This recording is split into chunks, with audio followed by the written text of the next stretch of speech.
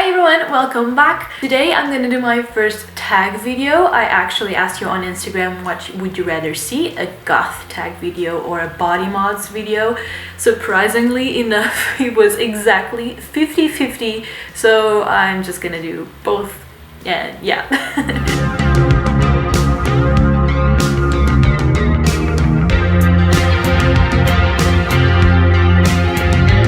I was not very excited to do this goth tag video just because I kind of thought the questions were a little bit cheesy. Just a little bit cheesy. But I'm still gonna do it. I guess it's something that you guys enjoy watching, so I'm gonna do it first and get it out of the way. The first question, how long have you been goth? I think this is an impossible question to answer. Like 21st of September 1998. I don't know. I started to listen to alternative rock when I was about 12 maybe. Bear in mind that I grew up in the 90s. I'm still a child of the 80s, 89. That's the year I was born. So it wasn't as easy as today to find music and to search for music that you like. So unless you had a friend or a cousin or a brother or whatever that was already into goth, it was pretty hard to come by or to actually find the music. So when I was about 12 or 13, I listened to alternative rock, which wasn't super alternative, but anyway, it was what I could find and that I actually enjoyed. And then only later I could start to explore and to find out more about goth music, especially when I finally had the internet. Yes, there was a time that not everyone had internet at home. And even when we had internet, it was not like we had YouTube or anything of the sorts, so it was not that easy to find anything. You actually had to know what you were looking for to be able to find anything. It's not like you have Spotify or YouTube that can recommend you music depending on the stuff that you've been listening to lately. So you're probably gonna laugh, but the first time that I've heard about Bauhaus or any other goth bands was actually in Neopets. Do you remember Neopets? Have any of you played Neopets? Because I was obsessed when I was a teen. And Neopets, there was really like this kind of guilds or clubs or whatever you want to call it, where people with the same interests could make a community of their own. And there was a guild that was focused on goth subculture, especially music, of course. And that was the first time that I've ever heard of names like Bauhaus or Sisters of Mercy. And to be honest with you, the first time I listened to Bauhaus, I think the first song that I've ever listened from them was Bela Lugosi's Dead. And I didn't like it. This was when I was like 13 maybe. And it was so different from anything that I knew at the time that I think I was not ready for that kind of sound. And I was like, I don't think this is my thing. And I just moved on towards other stuff that I was listening to at the time. I don't even remember what. And maybe a year later or 2 years later, I again listened to Bauhaus and I was like, okay, I don't know why I didn't like this the first time, but I really enjoyed it then. From that moment on, I just wanted to research more about other gothic bands, about the subculture, and yeah, that's when I started, so over 10 years ago. Wow. Second question is, how were you introduced to goth? I think I just answered myself in the first question. Yeah, internet was my friend. That's when I actually found out more what goth is. Otherwise, I don't think I ever would, so thank you, internet. You helped me find my path. 3. What gothic subgenre would you put yourself in? Fashion-wise, maybe trad goth. And musical as well. I mean, I prefer the 80s bands. I do listen to a lot of new stuff as well, but I think the classics were always gonna be my favorite. And in terms of fashion, I love the 80s. So trad goth, I guess, would be the best answer. Number 4, what do you believe to be the basis of the gothic subculture? Music. That's it. Okay, I know that people will probably want me to elaborate, but goth is music, and it's a music subculture, and period. Like, there's no discussion about that.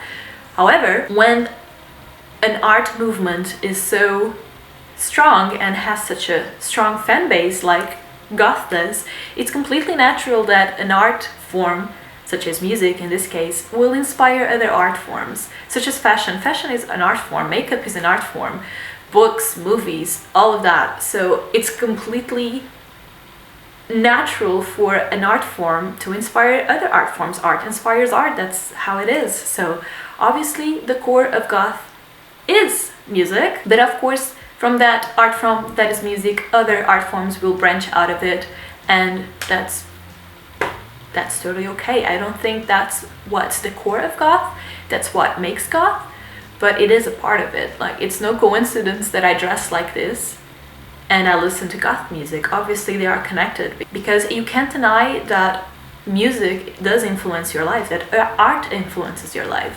And obviously music does influence my life a lot. I love music. I could not live without music. I listen to music every day. I try to discover new bands every day. It's something that I enjoy a lot. It's a part of me, and of course it will influence me and my aesthetics as well. I'm beginning to really hate the word aesthetics, but honestly it's the only one I can think of at the moment. And yeah, music will influence your life, art will influence your life, so it will influence your other ways to express yourself. What is Goth? Baby, don't hurt me no more. Number 5, what do you dislike about being Goth? There's nothing I dislike about being Goth. Again, being Goth is just a group of stuff that I enjoy doing. So if the question was what do you dislike about the Goth community, then yes, there are stuff that I dislike, mainly the fact that the community can be really shallow. There's this ideal of how you have to look for your opinions to be valued, and that's not what it should be about. Like, it doesn't matter how you look like. It doesn't matter if you look super dramatic, glammed up every day. And forget about what you see on Instagram and YouTube. I don't look like this every day. I wish I would. I don't have the time every day. Sometimes I just have to go grocery shopping, or sometimes I'm late for work. I wish I have the time, but I don't. And let's be realistic. If you see someone say that they look super dramatic, like they're going to wave Gothic treffen every day, they either don't have a life, they either don't have a job, they don't have schedules, probably, because dude, how can you do that every day? And again, you shouldn't have to. If you want to do so, and if you do go the extra mile and do that every day, kudos to you. That shouldn't be a requirement. Don't feel bad if you don't look like the ideal Goth queen or king that you think you should be every day. That's really not what it's about. So cut yourself some slack. Number 6, what do your parents think of it? I think this is probably not the best question for me, because I don't have any parents. My mom passed away when I was a teen, and I've never had a real relationship with my dad, so I don't have any parents. But my mom still got to see my baby bat years, I guess, so she was always supportive. So I have good memories from that. But I don't have any other advice, I'm sorry. Number 7, eyebrows or no eyebrows? No eyebrows for me. I don't have any eyebrows. I shave them like twice a week maybe. Sometimes I shave them all, and others I just leave like a little bit at the beginning, so it's easier for me to draw them every day. I don't actually shave them because it's a Goth thing. I just shave them because it's so much easier for me. Believe me, my real eyebrows are horrible, untamable. Just to shave them off, it's so much easier. Really, my real eyebrows are really thick, really curly, really big. They don't suit my face. Their shape are not the best for my face, and this way it's just easier for me. I can draw a new pair of eyebrows every day. I can even change the shape and play with it, and sometimes I'm just gonna, I just go out without eyebrows. Who cares? Number 8, what is your favorite band? I don't have a favorite band. There will be bands that I'll know that I will always love, and I will always listen to them again and again, but then I have like moments where I listen to a couple of bands more than others, and then I go back to the other bands. I don't really have a favorite. I don't have a favorite, really. I can say what was my favorite band that I've ever seen live. That Can Dance was the best show I've ever seen in my life, so that would be my favorite band to see live.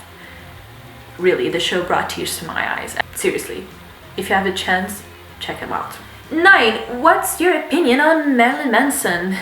I didn't even know Marilyn Manson was still relevant. I don't really have an opinion of him. I guess I listened to him when I was a teen. Again, like the alternative bands that I was able to have access to.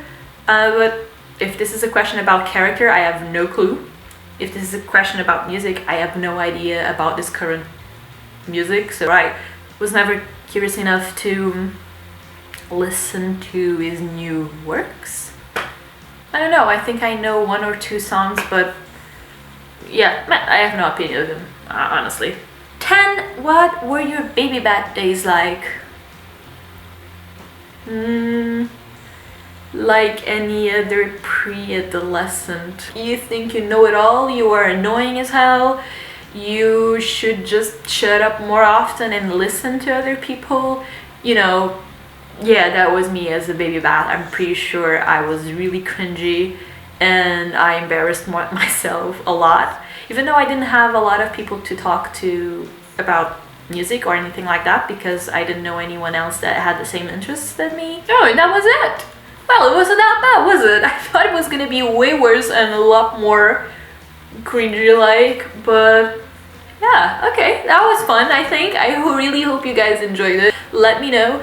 Is this enjoyable? Do you guys like watching this, or please shut up and just do some makeup or whatever? I don't know. Thank you so much for watching again, and I will see you next time. Bye bye!